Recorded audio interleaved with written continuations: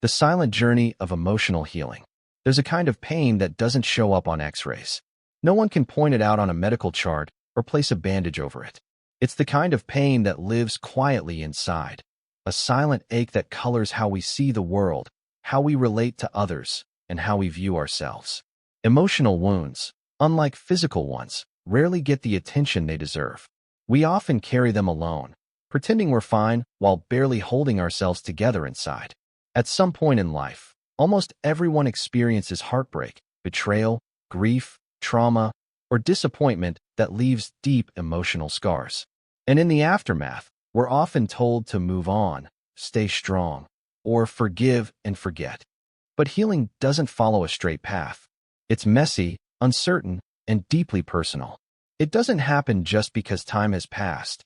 It happens when we begin to turn inward, confront our pain, and give ourselves permission to truly feel and grow.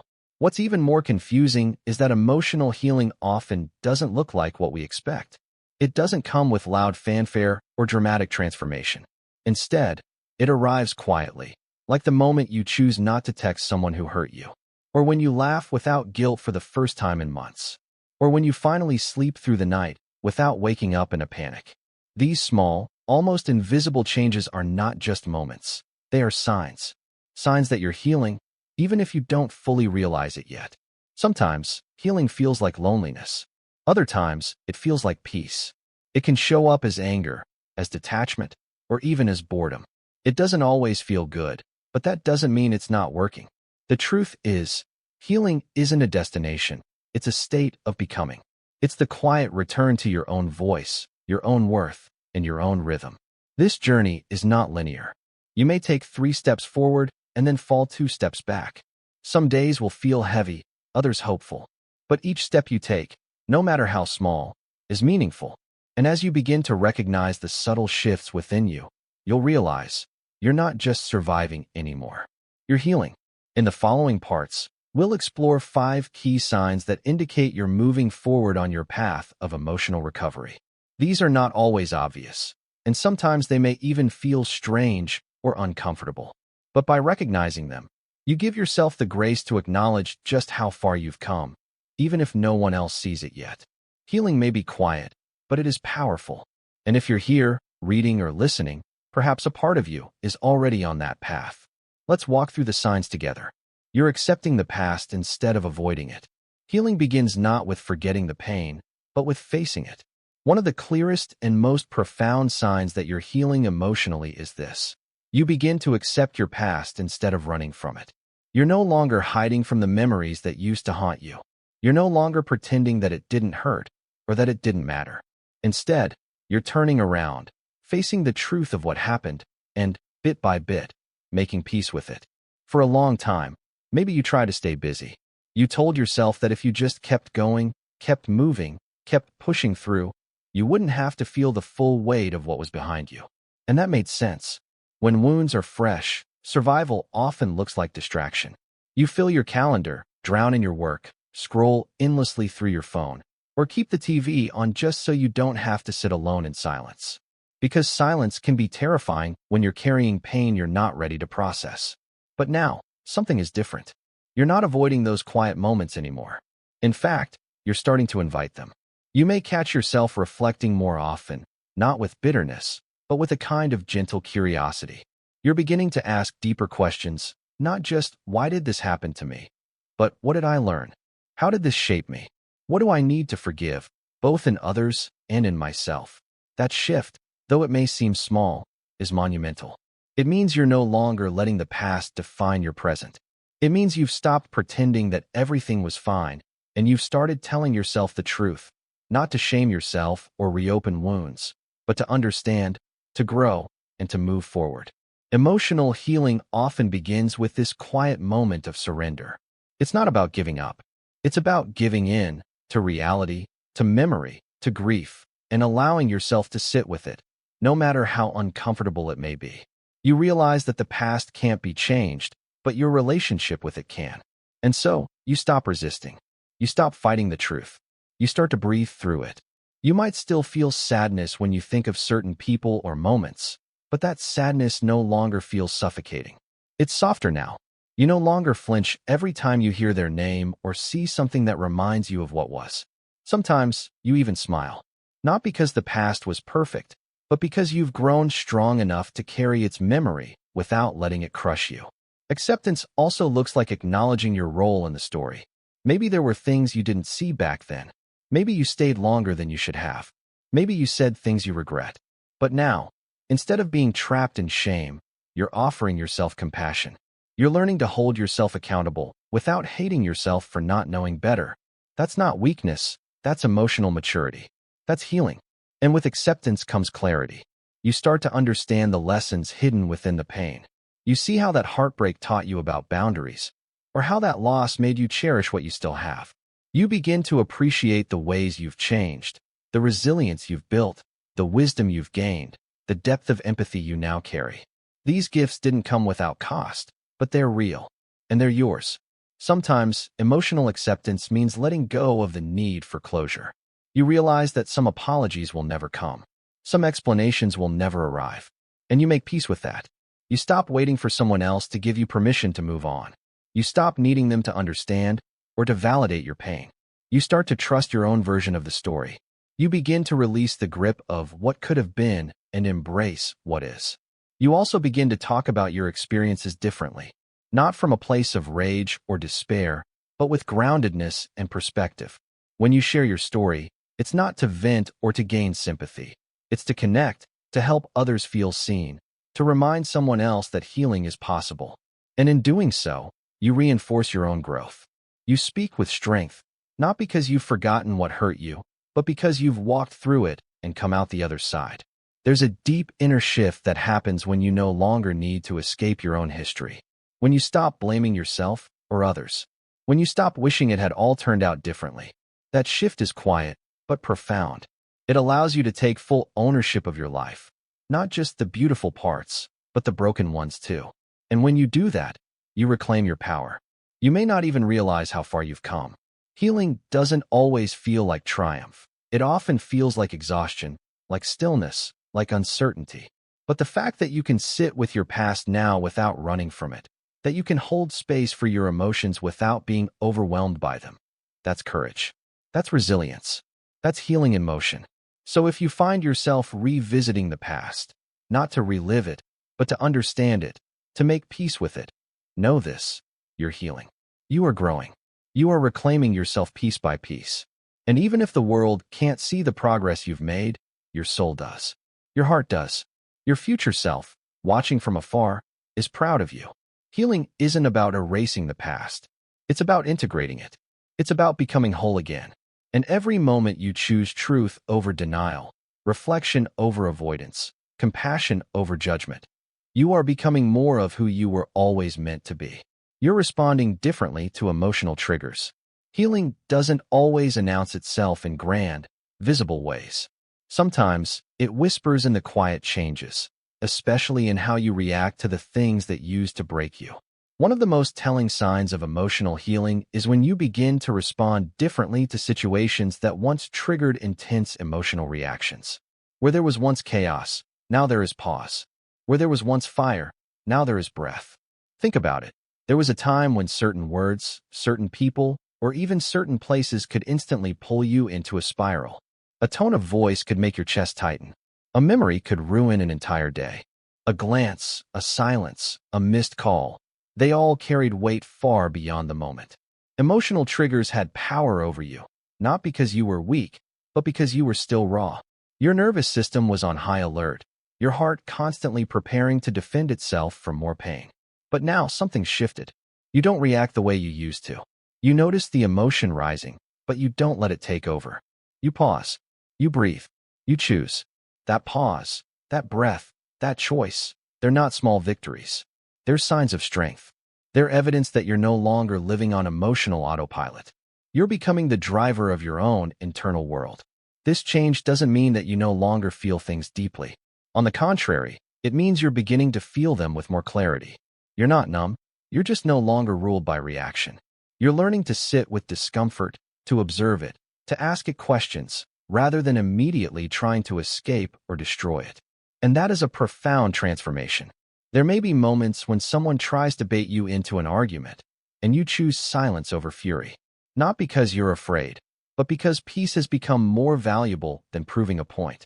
There may be times when someone disrespects your boundary, and instead of lashing out or collapsing into guilt, you calmly assert your truth. You no longer need to scream to be heard. You've realized that your voice has power even when spoken softly. You're also starting to notice your patterns. You recognize when you're being emotionally pulled in a familiar, toxic direction. And instead of falling into the same loop, you step back. You ask yourself, why is this bothering me? What wound is this touching? Is this mine to carry?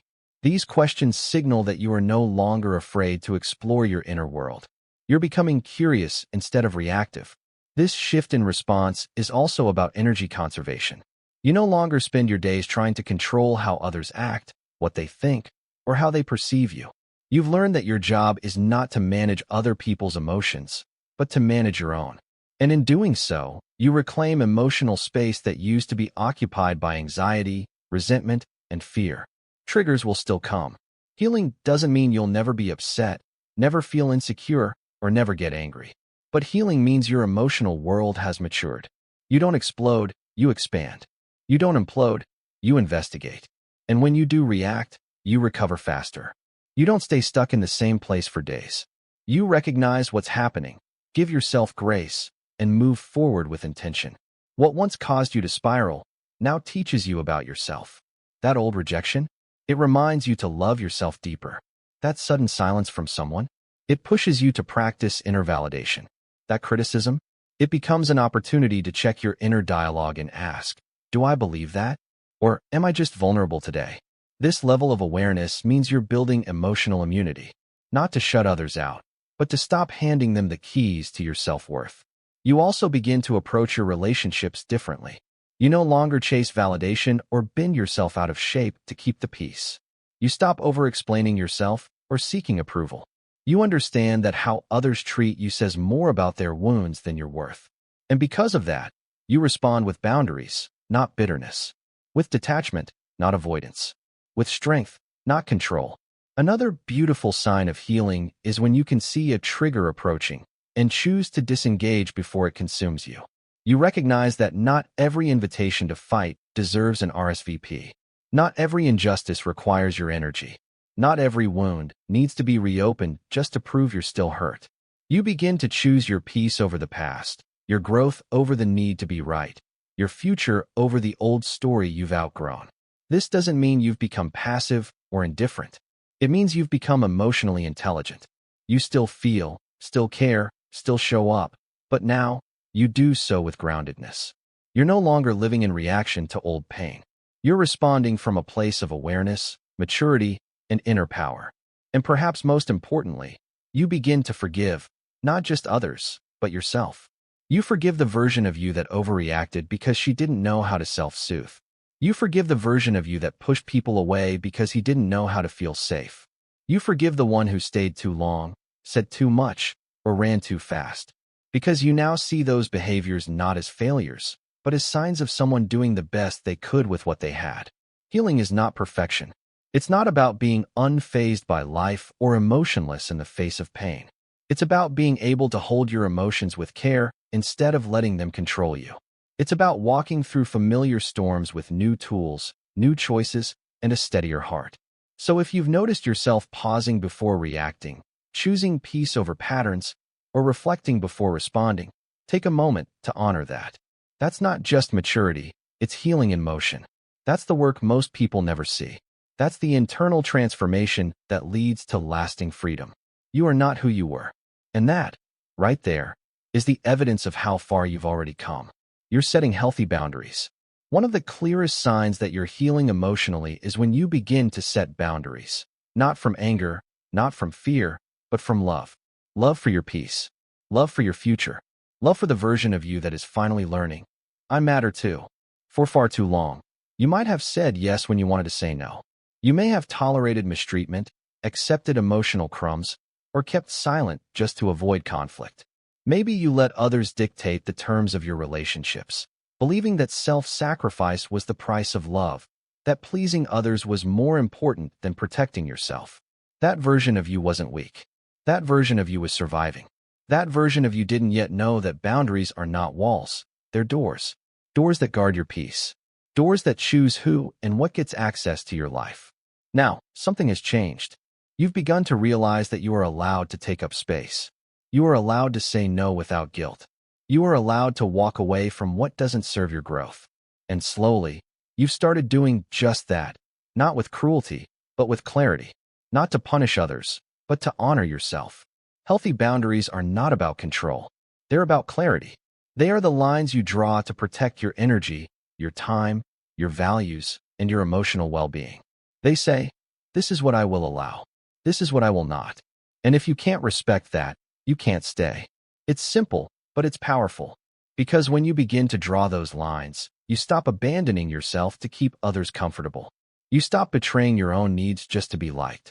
You begin to live in alignment with your truth. Setting boundaries is one of the most courageous acts of self-love. And like most courageous things, it's not always easy. At first, it feels uncomfortable. Maybe you worry that people will get upset. Maybe they do. Maybe someone accuses you of being cold, selfish, or distant. But that's only because they were used to having unlimited access to you, even at the expense of your peace. And now, you're changing the rules. Now, you're protecting the very energy they once took for granted. Yes, some people will walk away when you start setting boundaries, but let them. Because anyone who leaves when you begin honoring yourself was never truly for you. And anyone who loves you will learn to respect the space you need to stay emotionally whole. As you heal, your relationships begin to shift. You're no longer afraid of distance. You understand that space is not rejection, it's reflection. You're okay with not replying immediately. You're okay with saying, I'm not available for that conversation right now. You're okay with walking away from toxic cycles, even if it means being alone for a while. Because being alone with peace is better than being surrounded by people who disturb your soul. You also stop over-explaining. You realize you don't owe everyone an explanation for your choices, your healing, your path. Sometimes, no is a complete sentence. Sometimes, I'm not comfortable with that is all the clarity you need to give. And in that simplicity, you begin to reclaim the emotional energy you once spent justifying your own worth. With healing comes a new kind of discernment. You begin to see clearly what drains you and what nourishes you. You recognize patterns of manipulation, guilt-tripping, or emotional dependency, and you disengage, not out of bitterness, but out of wisdom. You no longer try to save people who refuse to help themselves. You no longer pour from an empty cup. You give from overflow, not obligation. Boundaries also mean setting limits with yourself. You begin to notice your own tendencies, how you self-sabotage, how you overextend, how you betray your intuition just to avoid discomfort. And with love, you start correcting course. You tell yourself, we don't do that anymore. You notice the inner voice that says, you have to earn love, and you gently say back, no, I am already enough. That's healing. In this phase of your journey, self-respect becomes your compass. You stop chasing what doesn't align. You stop entertaining what drains your soul.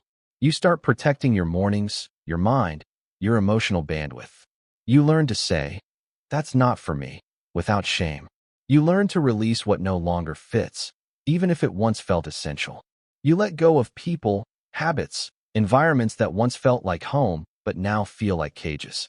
And the beauty of boundaries is this. They don't push the right people away, they filter them in. The more you honor your truth, the more you attract those who honor it too. You begin to build connections based on mutual respect, not convenience.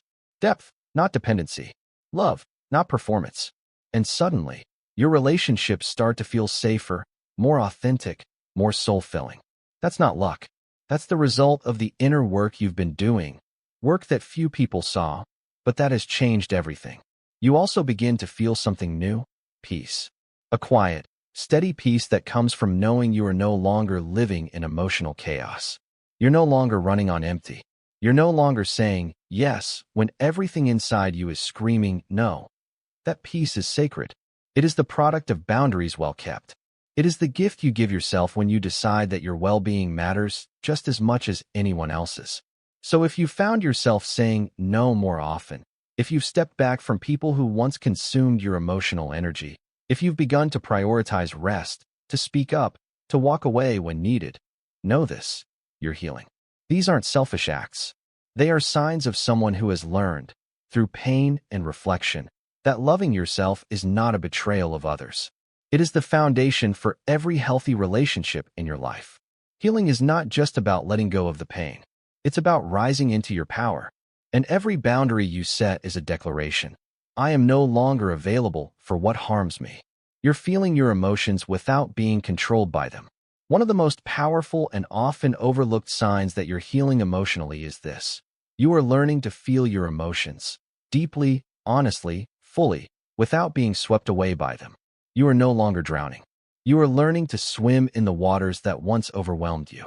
There was a time when every wave of sadness felt like a flood, a time when anger exploded without warning, when anxiety tightened your chest, when grief was too heavy to name. And in those moments, emotions didn't feel like messengers, they felt like enemies. You either pushed them away in fear or let them consume you in silence. But now, something is different. When sadness visits, you no longer resist it. You listen. When anger rises, you no longer suppress it or let it destroy. You observe it. When fear creeps in, you no longer run. You sit with it, breathe through it. Ask it what it's trying to protect. This is emotional maturity. This is the quiet revolution of healing. Choosing to feel, but not fall. Feeling your emotions doesn't mean you're weak. It means you're alive. You've stopped seeing emotions as problems to fix and started viewing them as signals to understand. You no longer shame yourself for crying. You no longer believe that strength means being unaffected. You understand that true strength is found in presence, in the ability to feel deeply and still remain grounded. You've learned that emotions aren't good or bad, they just are. Anger has something to teach you. Sadness reveals your depth. Joy reminds you of what's possible. Fear can point to where you still long for safety. Each emotion is a part of your internal compass. And the more you listen, the more aligned you become with your truth. When you're healing, you begin to notice your reactions before they explode. You say to yourself, I'm feeling triggered right now. Let me take a moment. That's not avoidance, that's awareness. You take space before you speak. You write in your journal instead of yelling. You cry in the car and then go into the meeting. You feel the wave without letting it pull you under. You also stop judging yourself for the messiness of emotion. You understand now that being human means being in constant motion. You're allowed to feel sad one moment and hopeful the next. You're allowed to be angry and still love someone. You're allowed to miss what hurt you and still choose to walk away. Emotional healing doesn't make you robotic. It makes you honest. Part of this healing is also learning that not every emotion requires a reaction. Sometimes you just need to sit quietly with your feelings, acknowledge them, and let them pass. You don't need to fix everything right away. You don't need to explain your feelings to everyone. Some things are meant to be held gently in the privacy of your own heart. And then there's the guilt you used to feel for simply being emotional. The inner voice that told you, you're too much. You need to get over it. You're so dramatic. But healing has softened that voice. You now speak to yourself with compassion. When the tears come, you say, it's okay, let it out. When you're overwhelmed, you say, you've been carrying a lot. No wonder you're tired. That inner dialogue, that self-kindness, is one of the truest signs of growth. You're also becoming more comfortable with emotional vulnerability. You've realized that sharing your feelings doesn't make you weak, it makes you brave. You allow yourself to say, I'm hurt. I need support. I'm not okay right now. You let others see your heart, not because you expect them to fix it, but because you understand that connection requires honesty.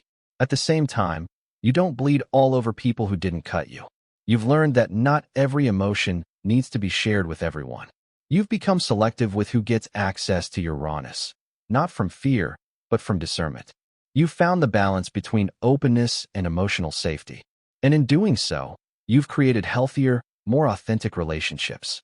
Another sign of emotional healing is when you no longer resist negative emotions. You don't rush to distract yourself when discomfort arises. You no longer need constant noise, endless scrolling, or constant productivity to avoid your inner world. You can sit in silence now. You can face your shadows. You can hold space for your own complexity. That's not something everyone can do. That's a deep form of courage. Even your joy is deeper now. Because when you stop running from sadness, you make room for genuine happiness. You laugh harder. You feel more present. You stop holding your breath, waiting for the other shoe to drop. You let yourself be happy, not because life is perfect, but because you are no longer filtering your emotions through the lens of fear. This is what healing looks like. Sitting on the edge of your bed after a long day, feeling everything rise up inside you, and choosing not to numb it. Instead, you place a hand on your heart, breathe deeply, and whisper, "I'm here. I'm listening. You're safe now." And that moment, though small and unseen, changes everything. You're no longer reacting from old wounds. You're responding from new awareness. You're no longer afraid of feeling. You've made peace with your emotional self. You trust your emotions now. You trust yourself.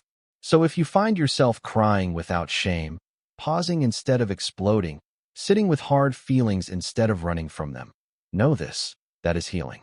That is strength. That is your emotional wisdom rising. You are no longer afraid of what you feel. And that alone is a miracle. You're becoming more compassionate with yourself and others. Perhaps the most beautiful sign of emotional healing is this: you're becoming softer, not weaker, but gentler. Gentler with yourself, gentler with others, gentler with life. Compassion begins within. And healing has taught you that you cannot give genuine compassion to the world if you're constantly attacking yourself. Once upon a time, your inner voice was cruel. Every mistake became proof that you weren't enough. Every flaw, every failure, every misstep was met with shame and self-judgment. But now, that voice is changing. You've started talking to yourself the way you'd speak to someone you love. When you stumble, you say, "It's okay. You're still learning." When you're tired, you say, "You've been carrying so much. Rest now." You no longer berate yourself for being human. You don't call yourself lazy for needing rest, weak for needing help, or broken for having bad days. That shift, from inner critic to inner caregiver, is monumental. It's not something others always see, but it changes everything. Because once you stop waging war on yourself, you begin to live with a deeper peace. You give yourself permission to be a work in progress. You stop chasing perfection and start embracing authenticity. You also begin to see others through a more compassionate lens. You no longer expect perfection from them either. You recognize that everyone is carrying something you can't see. That behavior is often rooted in pain. That some people are doing the best they can, even if it doesn't look like much. You stop judging so quickly. You ask, what might they be going through, before assuming the worst. This doesn't mean you excuse harmful behavior. It means you understand that boundaries and compassion can coexist. You can hold someone accountable and still see their humanity. You can walk away from someone who hurt you without hating them. That's emotional wisdom. Healing teaches you that compassion doesn't mean tolerating everything. It means leading with understanding. It means not adding more pain to a world already hurting. It means becoming a safe space, not only for yourself, but for others, especially those who are learning, stumbling, trying, failing, and growing, just like you. And maybe, for the first time in your life, you look back at the person you used to be, not with shame, but with tenderness. You see your younger self and say, "You were just trying to survive." You see the version of you who stayed in toxic relationships and say, "You were craving love, not knowing what it really was." You see the version of you who made mistakes, who lashed out, who ran from healing, and you say, "I forgive you. You didn't know better yet." That forgiveness, that is healing. You no longer feel the need to constantly punish yourself for the past. You don't define yourself by your worst day or your lowest moment. You've stopped carrying the weight of who you once were, and in doing so, you've made room for who you're becoming. This self-compassion gives you emotional resilience. When hard days come, and they will, you don't spiral the way you once did.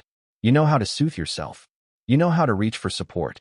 You don't expect to be on all the time. You trust that feelings come and go. You understand now. Healing isn't about always feeling good. It's about knowing how to care for yourself when you don't. And that same compassion extends outward. You begin to love without trying to fix. You begin to listen without rushing to respond. You hold space for people's pain without absorbing it as your own. You become someone who is calm in chaos, soft in struggle, kind in conflict. You begin to realize that everyone is healing from something. That beneath every outburst is a wound. That behind every defense is a story. And instead of reacting with anger, you pause. You breathe. You choose grace. This doesn't mean you let people walk over you. It means you respond with intention instead of impulse. You protect your peace while also honoring theirs. You know how to say no without guilt. You know how to forgive without forgetting. You love in ways that don't abandon yourself. You even begin to see the people who hurt you in a different light, not as monsters, but as wounded souls, perhaps unhealed, perhaps unaware, perhaps not ready to take responsibility. And instead of bitterness, you feel distance, clarity, release. You stop trying to prove your worth to them. You stop trying to make them see your pain. You realize, I don't need their validation to heal. That realization is pure freedom. You also develop compassion for the process itself. You stop rushing your journey. You allow healing to unfold in its own time. You stop asking, why am I not over this yet? And start saying, this is where I am, and that's okay. You treat your growth like a garden, watering it with kindness, giving it sunlight through rest and care, and trusting that even on the days nothing seems to bloom, something is still happening beneath the surface. That compassion creates safety, inside you, around you, for you and for others. And that safety allows deeper healing to take root. Because healing doesn't happen in pressure.